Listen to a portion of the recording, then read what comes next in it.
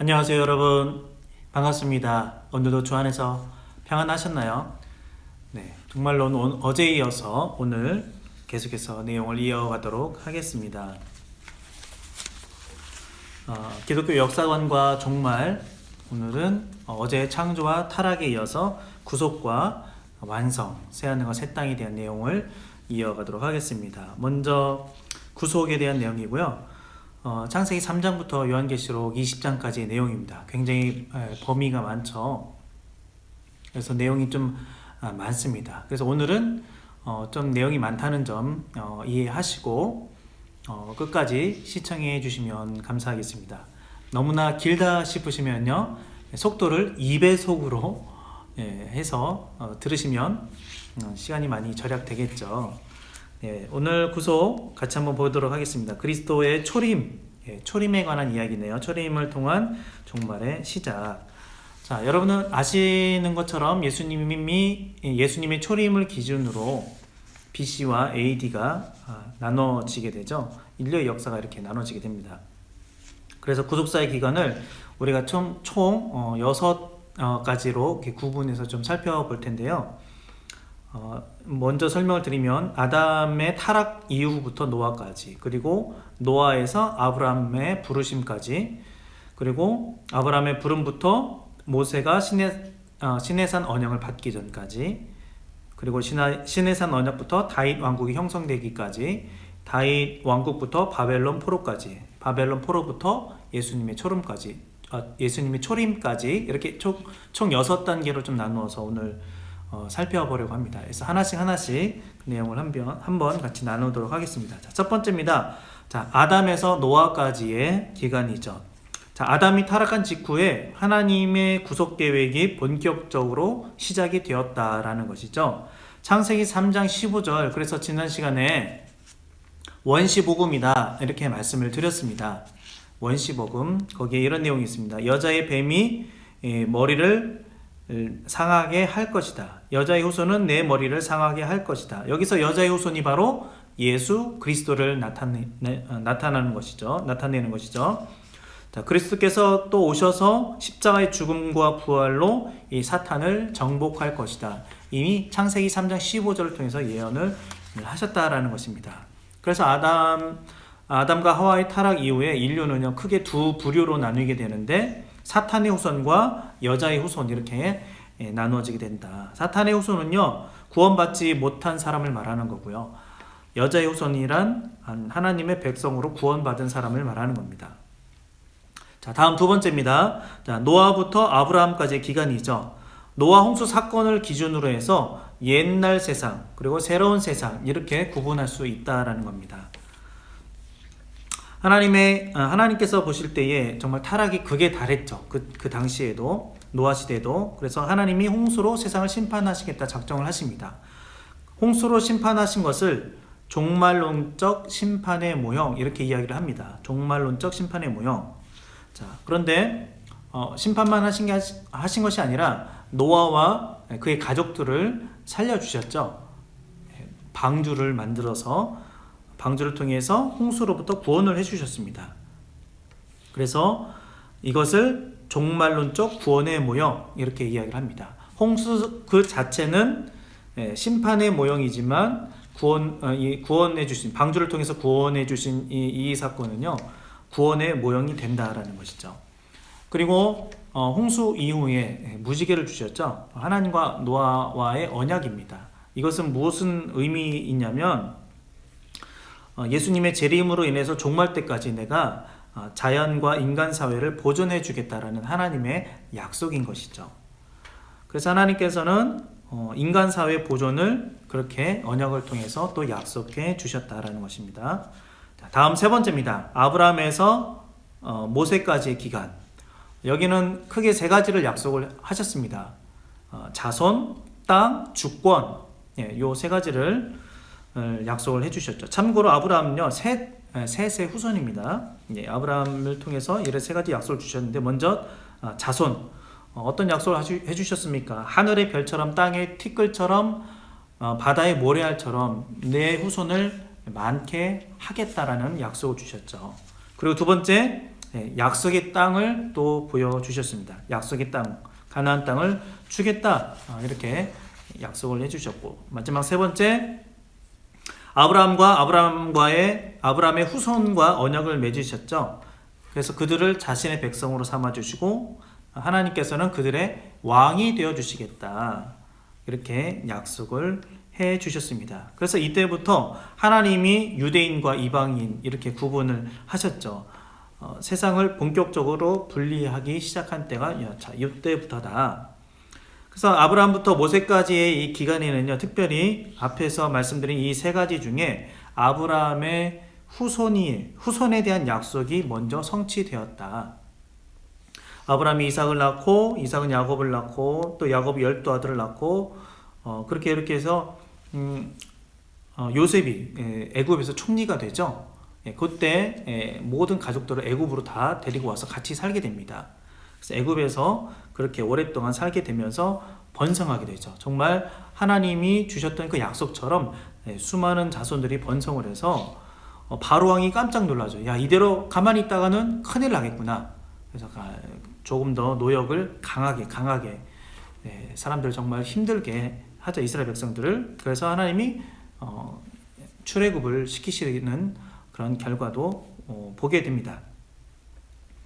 자, 아브라함에서 모세까지 기간, 아브라함의 후손에 대한 약속이 성취되는 그런 기간이었다. 자, 다음으로 네 번째입니다. 모세에서 다윗까지의 기간. 자, 이 기간에는요, 하나님께서 모든 민족 가운데 이스라엘 민족을 따로 분리해서 떨어뜨려 내십니다. 그래서 따로 떨어져 나온 그 민족, 이스라엘이라는 그 민족을 통해서 하나님께서 메시아를 보내겠다라는 그런 준비를 하시는 것이죠. 그래서 그 한 민족, 떨어져 나온 이스라엘이라는 그 민족을 하나님께서 훈련시키시고 양육시키시고 또 그들에게 하나님의 계시를 주시게 되시죠. 모든 민족이 대상이 아니라 자기가 선택한 그 민족입니다. 그래서 그 민족을 통해서 앞으로 오실 메시아, 그 메시아를 준비할 수 있도록 하셨다라는 것이죠. 자, 그런데 이 시기에는요, 하나님 나라의 3요소 중 아까 말씀드렸던 그 민족, 후손, 땅, 주권 중에 가운데 땅에 대한 이야기입니다. 땅을 형성하는 시기, 하나님의 영토를 형성하는 시기가 이 모세에서 다윗까지의 기간이다라는 것이죠. 참고로 말씀드리면 영토, 하나님의 영토라는 것은요, 땅만 말씀하는 것이 아니라 백성의 삶의 모든 권리까지 다 포함하는 것을 말하는 겁니다. 그래서 모세 시대에 하나님이 아브라함에게 주셨던 그 가나안 땅에 대한 약속이 성취가 되는 것이죠. 또 한 가지 중요한 것이 있는데요, 이 기간에 율법이 주어지죠. 모세가 율법을 받지 않습니까? 율법이 뭐예요? 하나님의 백성이 하나님의 백성답게 살 수 있도록 하나님이 가르쳐 주신 것이죠. 하나님이 백성에게 주신 삶의 법칙입니다. 그래서 하나님의 백성은요, 하나님을 닮은 삶을 살아야 한다. 그래서 율법이 굉장히 중요하다라는 것이죠. 자, 다음으로 다섯 번째입니다. 다윗에서부터 바벨론 포로까지의 기간인데요. 이 기간은요, 왕국 이렇게 생각하시면 될 것 같아요. 왕국이 형성되는 시기였다. 그래서 바벨론 포로로 넘어가기 전까지, 바벨론의 제국이 멸망하기 전까지 이스라엘 역사에 있어서 굉장히 큰 진전이 있었던 그런 시기였다라는 것이죠. 자, 이 시기에는요, 다윗 왕을 중심으로 하나님의 주권이 형성되는 그런 시기였다라는 것입니다. 예수 그리스도의 왕권에 대한 모형이 이 시기에 나타났다라는 것이죠. 다윗을 통해서. 그리고 또 한 가지 중요한 특징 중에 하나가, 자, 이 시기에 이제 선지자들이 출현을 하게 되고 활동을 했다라는 것입니다. 선지자는요, 제사장, 왕과 더불어서 굉장히 중요한 직분이었습니다. 선지자, 제사장, 왕 이렇게 세 직분이 있는데, 제사장은 말 그대로 이제 하나님 앞에 제사를 담당하는 그런 직분이고요. 왕이라는 것은요, 하나님을 대신해서 백성들을 다스리는 직분이고요. 선지자는 뭡니까? 하나님을 대신해서 이스라엘 백성들에게 하나님의 말씀을 전하는 그런 직분이죠. 그래서 이 선지자들이 왕을 세우기도 하죠. 또 왕을 폐위시키기도 합니다. 자, 이렇게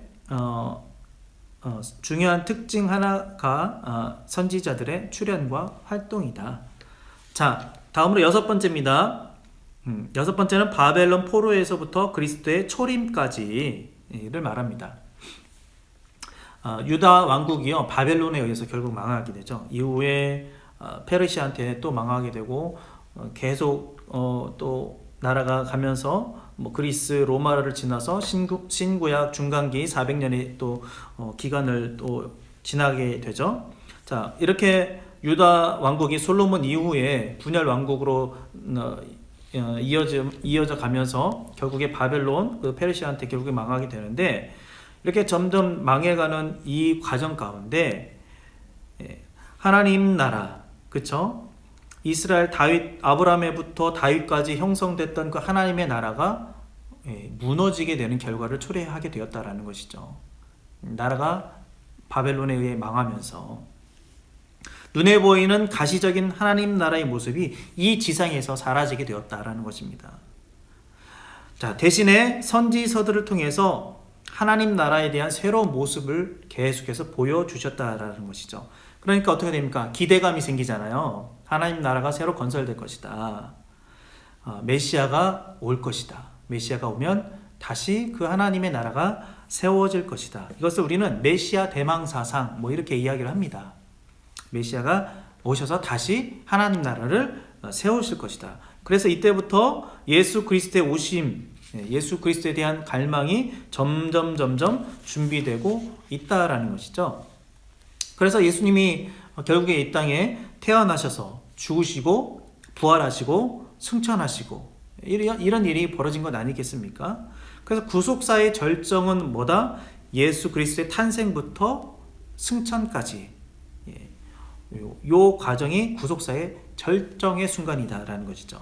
그래서 예수님의 인생을요, 예수님의 생애를 총 이렇게 3단계를 좀 이렇게 뭐 나눠 본다면 30년, 3년, 3일 이렇게 좀 구분을 한번 해볼 수 있을 것 같습니다. 30년이라는 것은요, 공생애를 준비하기, 공생애 3년을 준비하는 기간, 사생의 기간이라고 하는데, 사생애는 이제 개인적인 인생에 개인적으로 사셨던 그런 시간을 말하는 거고요. 공생애 3년이죠. 공생애는 이 기간에 이제 본격적으로 예수님이 사역을 시작하신 기간이죠. 전도하시고 설교하시고 병자가 고치시고 귀신을 고치시고 뭐 여러 가지 사역을 하시고요. 또 12 제자를 훈련시키시고, 그런 기간이 이 3년이라는 시간이었고, 그리고 마지막으로 3일은 뭐예요? 십자가의 죽으심과 부활. 그래서 구원에 필요한 모든 것을 최종적으로 지불했던 그 기간이 이 마지막 3일이다라는 것이죠. 그래서 창세기 3장 15절에 원시 복음이라는 것이 지금 이렇게 이루어졌다라는 것을 우리가 볼 수 있다라는 것이죠. 그래서 우리가 예수님의 세 가지 직분이 있어요. 그리스도의 삼중직 뭐 이렇게 이야기를 하는데, 선지자, 제사장, 왕, 아까 말씀드렸죠. 구약 시대에는 이렇게 각각의 역할이 따로 있었는데, 신약 시대에 예수님께서는요, 이 세 가지 직분을 모두 다 감당하셨다라는 것입니다. 자, 그러면 예수님께서 자신의 그 삶과 십자가의 죽음과 부활을 통해서 어떻게 하나님 나라를 건설하셨는가, 우리가 이거를 알아야 되는데, 그 전에 인간의 죄로 말미암아서 하나님 나라에는 과연 어떤 일이 일어났는가, 이것을 먼저 좀 살펴보겠습니다. 총 세 가지로 좀 살펴볼 텐데요. 인간의 반역죄로 인해서 세 가지 심각한 문제가 발생했습니다. 첫 번째, 무슨 일이 발생했느냐? 하나님께 불순종했죠. 인간이 하나님께 불순종함으로 인해서 하나님의 주권이 제대로 시행되지 않았다.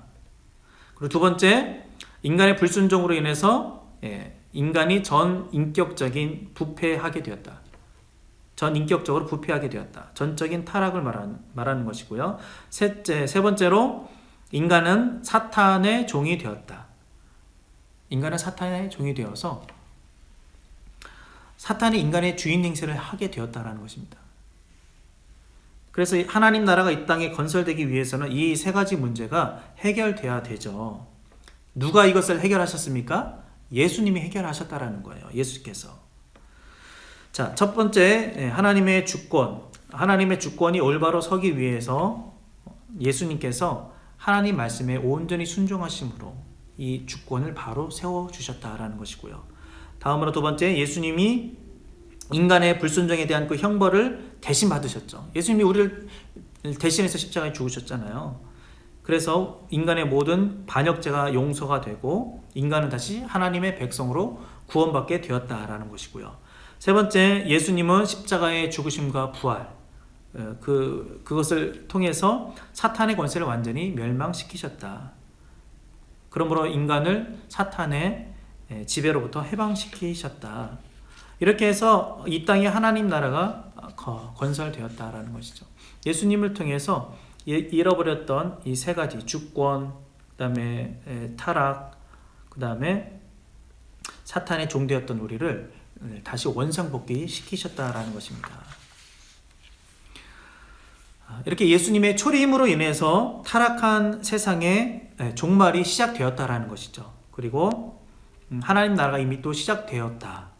마지막, 그리고 예수님은 지상에 남아있는 우리들에게 마지막 명령을 또 부탁하시게 되었다. 뭡니까? 세계 선교라는 사명을 주셨죠. 그래서 예수님은 이 땅에 복음이 전파되면 끝이 오리라, 이런 말씀도 주셨습니다. 마태복음 24장 14절에 천국 복음이 모든 민족에게 증언되기 위하여 온 세상에 전파되리니 그제야 끝이 오리라, 이렇게 말씀을 하셨죠. 그래서 예수님이 승천하신 그때부터 다시 오시겠다라는 이 재림의 요 기간 동안에 우리는 무엇을 해야 됩니까? 복음을 전파해야 된다라는 것이죠. 그래서 이 기간을 복음 전파 기간이라는 겁니다. 예수님은 이 세계 선교를 감당할 수 있도록 또 우리에게 성령님을 보내주셨죠. 그래서 우리가 이 성령의 능력으로 하나님 나라의 복음을 전파할 수 있게 되었다라는 것입니다. 자, 이렇게 해서 구속에 대한 내용을 마치고요. 마지막입니다. 마지막 네 번째, 완성, 새 하늘과 새 땅에 대한 내용이죠. 요한계시록 21장부터 22장에 해당되는 내용이고요. 예수님의 재림을 통한 하나님 나라의 완성에 대해서 한번 이야기를 해보도록 하겠습니다. 예수님의 재림은요, 구속사의 마지막 아주 결정적인 그런 분기점이다 할 수 있죠.